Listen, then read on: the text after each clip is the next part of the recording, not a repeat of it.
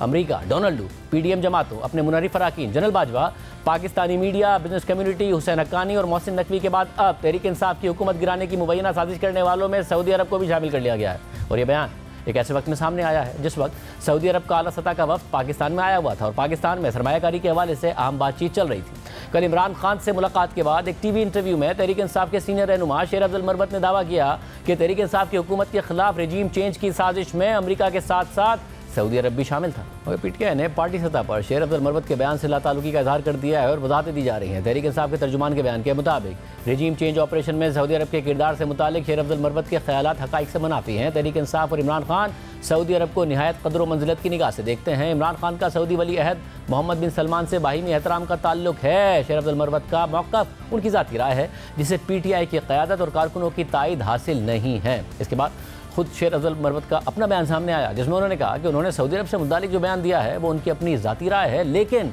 उनके बयान की अहमियत इसलिए भी है क्योंकि हालिया अरसे में वो इमरान खान के करीब रहे हैं और साथ ही उन रहनुमाओं में शामिल रहे हैं जो इमरान खान से मुसलसल मुलाकातें करते हैं। तनाज़ात के बाद भी उनकी मुलाकातें जारी रहीं। वो बराह रास्त इमरान खान से पार्टी उमूर और बयानिए पर हिदायत लेते रहे हैं। ईद के बाद होने वाली अपोजिशन जमातों के दोनों जलसों में शेर अफजल मरवत मुतहर्रिक नजर आए। तकारीर की खुद इमरान खान ने शेर अफजल मरवत को पब्लिक अकाउंट्स कमेटी के चेयरमैन के लिए नामजद किया हुआ है। सिर्फ यही नहीं, कल ही इमरान खान ने शेर अफजल मरवत को एक और अहम जिम्मेदारी दे दी है जिससे इमरान खान के शेर अफजल मरवत पर एतमाद का मजीद इज़हार होता है। कल रात को सऊदी अरब पर रजीम चेंज ऑपरेशन की साजिश का इल्ज़ाम लगाने से पहले पार्टी के दीगर रहनुमाओं के साथ शेर अफजल मरवत की इमरान खान से मुलाकात हुई थी और फिर बाहर आकर तहरीक इंसाफ के चेयरमैन बैरिस्टर गौहर खान ने खुद ऐलान किया कि इमरान खान ने शेर अफजल मरवत को ज़िमनी इलेक्शन की कैंपेन की जिम्मेदारी दी। खान साहब ने शेर अफजल मरवत की दोबारा ड्यूटी लगाई है। जहां इलेक्शन हो रहे हैं बाय इलेक्शन, ये वहां जाएंगे। पाकिस्तान तहरीक इंसाफ के सारे बाय इलेक्शन के कैंडिडेट्स को पैगाम है जलसे जो है वो अरेंज कराए। इंशाअल्लाह ताला उसमें पार्टिसिपेशन के लिए लीडरशिप भी आएगी और शेर अफजल मरवत साहब भी आएंगे इंशाअल्लाह ताला। शेर अफजल मरवत साहब की खास कर ड्यूटी लगाई गई है, वो KPK में भी जाएंगे और जलसे करेंगे।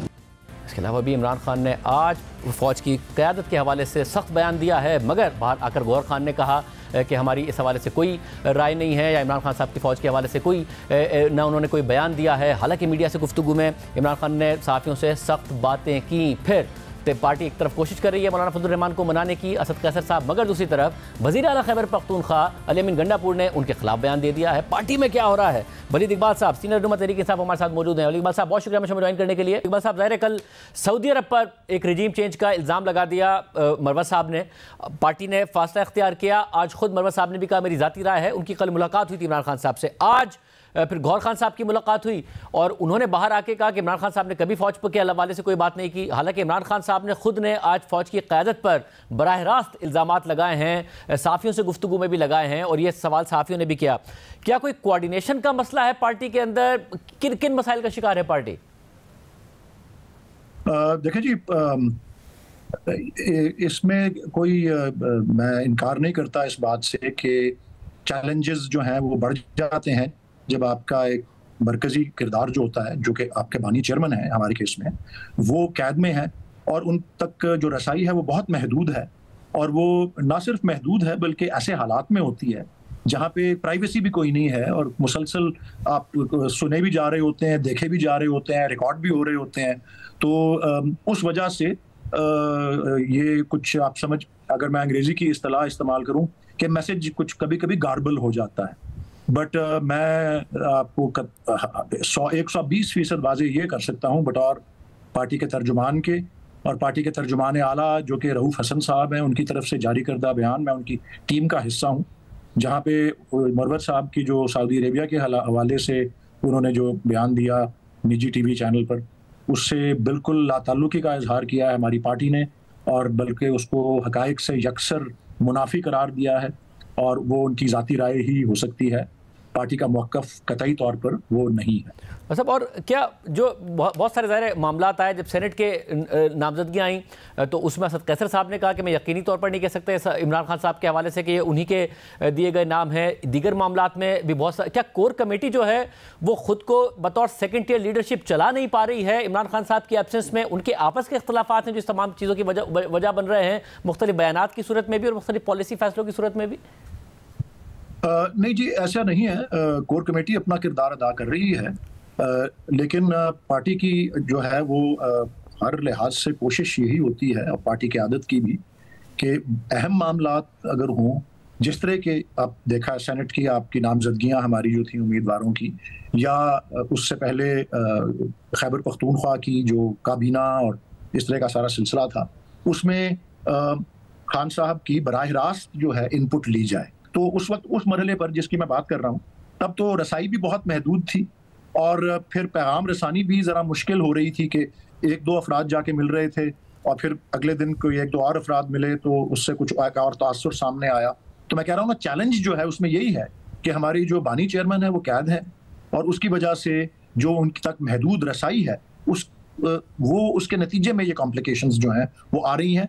लेकिन ये भी मैं साथ साथ वाजे करना चाहता हूँ कि हमारी पार्टी जो है वो कम्प्लीटली यूनाइटेड है, ना सिर्फ हमारी पार्टी बल्कि हमारा वोट बैंक। और आप देखेंगे 3 या 4 रोज बाद जो कि ज़िमनी इंतखाब हो रहा है, आपको नजर आएगा कि पार्टी बिल्कुल मुत्तहद है, उसके कारकुनान, उसके वोटर्स, और जिस हद तक भी हो सकता है उसकी क़यादत इमरान खान साहब के पैगाम को मंजर आम पर लाने में, कॉम्प्लिकेशंस का मैं तस्लीम करता हूँ, मुश्किलात हैं, चैलेंजेस हैं, लेकिन हमारी पूरी कोशिश है कि उनको भी ओवरकम करें।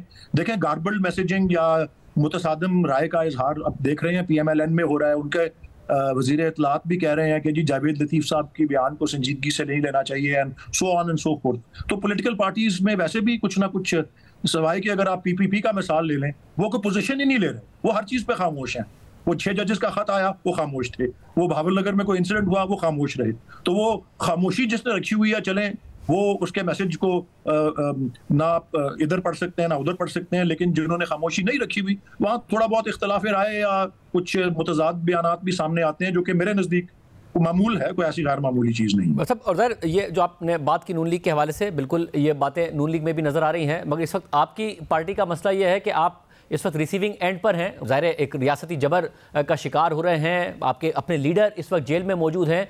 उस सूरत में क्या ये राय भी है कि इमरान खान साहब की तो आज भी जो उन्होंने बयान दिया उससे लगता है कि वो बराह रास्त एक कन्फ्रंटेशन की तरफ बढ़ना चाहते हैं, मगर जो पार्टी की कोर कमेटी और जो पार्टी की बाहर क़यादत है वो मुफाहमत की तरफ बढ़ना चाहती है कि किसी भी तरीके से एक रास्ता निकले और बातचीत के जरिए आगे बढ़ा जाए। देखें जी, मुख्तलिफ मौके पे, और आप ये भी इस बात को आपको समझना ज़रूरी है और हम सबको, कि इमरान खान साहब भी बिल्कुल एक महदूद हवाले से अपना बयान भी दे सकते हैं। महदूद ये जो नामा निगार हैं उनको रसाई है उन तक। तो देखें ना, आपने और मैंने तो नहीं सुना होता कि इमरान खान साहब ने किसी से क्या कहा है, तो उसकी अक्कासी जिस तरह से भी कोई करे आकर, मैं आपको एक बात वाज़े कर देता हूं कि यस, जिस तरह से हमको दीवार से लगाया जा रहा है और वो तसलसल जारी है अभी भी, हमारा उसके नतीजे में मज़ाहमत का एक मौक़िफ़ तो ज़रूर है, लेकिन हमने कभी भी बशमूल बानी चेयरमैन इमरान खान साहब के कभी भी ये दरवाज़ा बंद होने की बात नहीं की मुज़ाकरात के हवाले से।